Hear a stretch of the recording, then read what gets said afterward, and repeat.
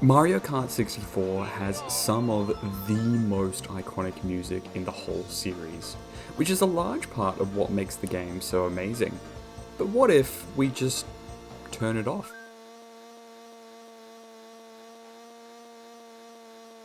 By pressing the L button twice, you can completely silence the music in Mario Kart 64. But where does that leave us from a sound design perspective? Well, there's the engine sounds of course, but there's also the ambient soundscapes of the racetracks in the game. So today, with your permission, I'd like to take a scenic drive through some of the sound effects and soundscapes I noticed when turning the music off in Mario Kart 64. The first track was the one that inspired me to make this video, Toad's Turnpike, a race that takes place on an active road. Even with the music on, this race has some obvious sounds. The roar of the engine of trucks and cars on the road, and the beeping from these vehicles as the carts dip and weave through traffic. When the music is switched off, this track feels perilous. Huge trucks tearing past our tiny cart without a care, the danger of racing on this in-use road becoming all the more present. Take a listen.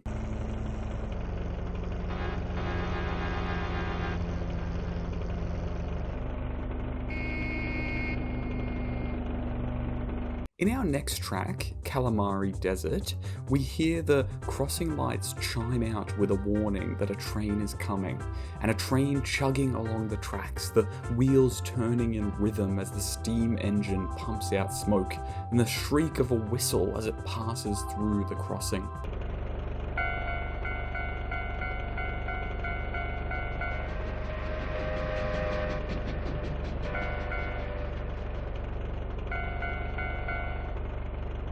Out of curiosity, I followed alongside the train, and not only does it continue to produce the chugging sounds consistently, but driving along the train tracks creates a unique sound effect of the cart bumping up and down on the uneven surface.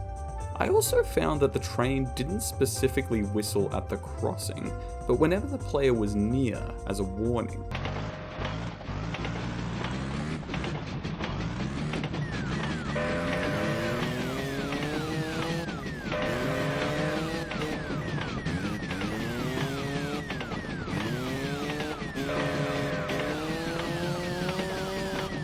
One of the first tracks that most players will encounter is Luigi's Raceway. And playing through this course with the music off, it was almost completely silent. Apart from when I pulled past the finish line and the crowd cheered out in celebration. In curiosity, I pulled back, reversed over the finish line, and discovered that there's a trigger point. When you cross it, driving over that invisible barrier, the crowd in the stadium erupts into applause and cheer, which was the only stage-unique sound effect I could find in the whole track.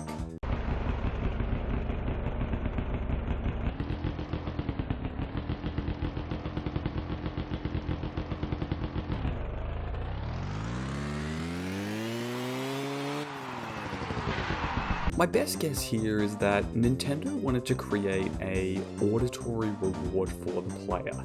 It's the first time playing the game for most people, they're still trying to learn how the game works. So by having an audience cheer out in celebration when they cross the finish line, finishing one of the 3 laps in the race, Nintendo begins to build these positive associations with trying to get to the finish line as quickly as possible.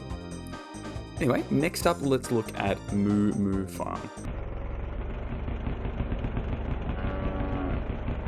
This one immediately has a much more obvious sound effect associated with it. The mooing of the cows that the track is named after. But what's actually louder and more present throughout the track is the high-pitched cries of the little moles who jump out of the holes in the ground. The mooing is not as regular as you would expect. However, the moles make their little shrieks endlessly.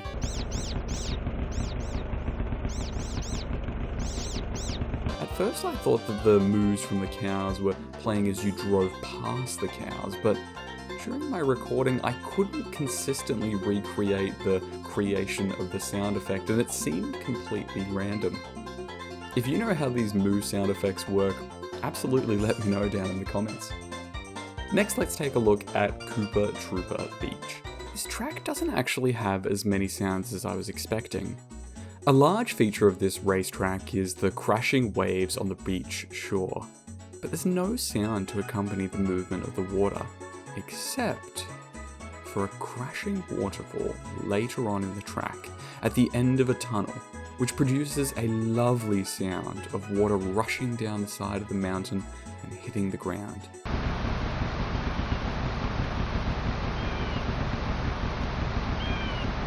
You can even drive through the tunnel behind the waterfall and hear the sounds of the waterfall from inside the cave.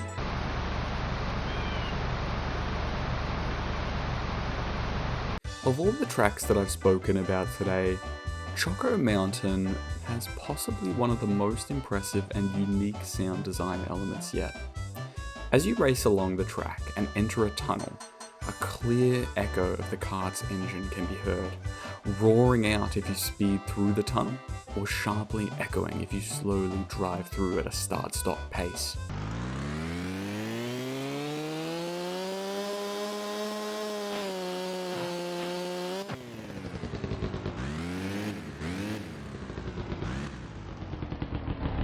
Up to this point, there had been no additional sounds at all in the track, so it was an incredibly pleasant surprise when I discovered this, and it's really impressive, especially looking back at previous tracks with tunnels and noticing how the echo is present in those as well. Later on in the track, coconuts can be seen tumbling down the mountain and across the road. The impacts of the huge coconut hitting the ground has an accompanying sound that plays, which also seems to echo throughout the surrounding mountains.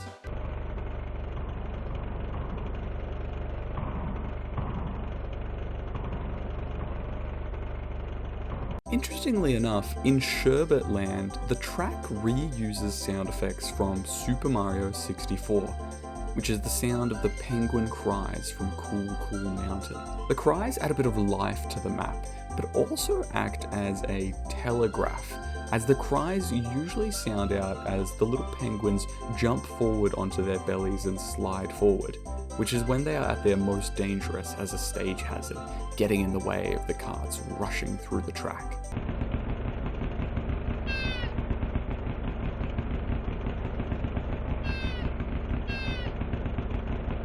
But my favourite part of the whole race is when we enter the caves, and the buzz of the kart engine echoes out in the dank, dripping corners of the cave, giving the area so much more personality and character.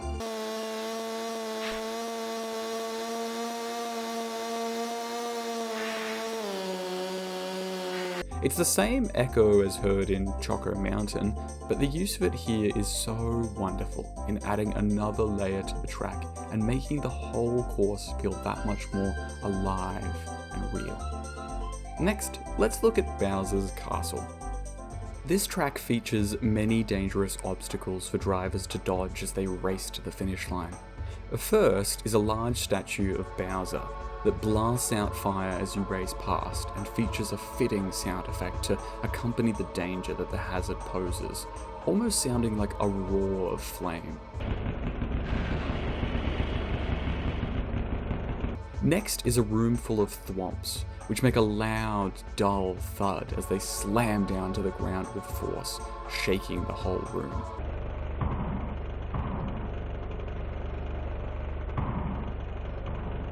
Upstairs, there are more Bowser statues breathing fire, and thwomps who are moving side to side while cackling with laughter.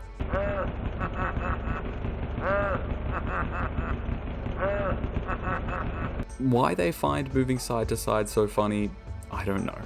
Perhaps they're laughing at their fellow thwomps downstairs who are forced to only move up and down and cannot enjoy the special treatment of moving side to side. Finally, Rainbow Road. I was excited to get to this track as Rainbow Road is always an iconic part of any Mario game. But funnily enough, it was actually one of the most bland when it came to sound effects. You can hear the barking of the chain chomps on the road,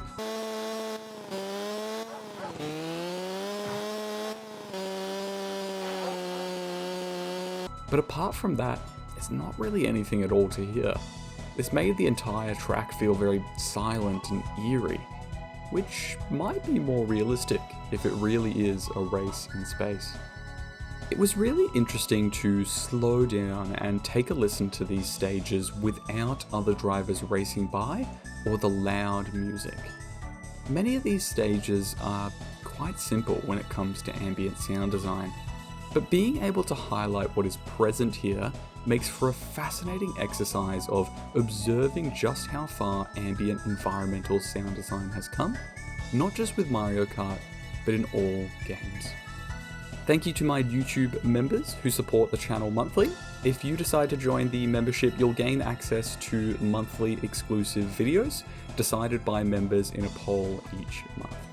Thanks for watching.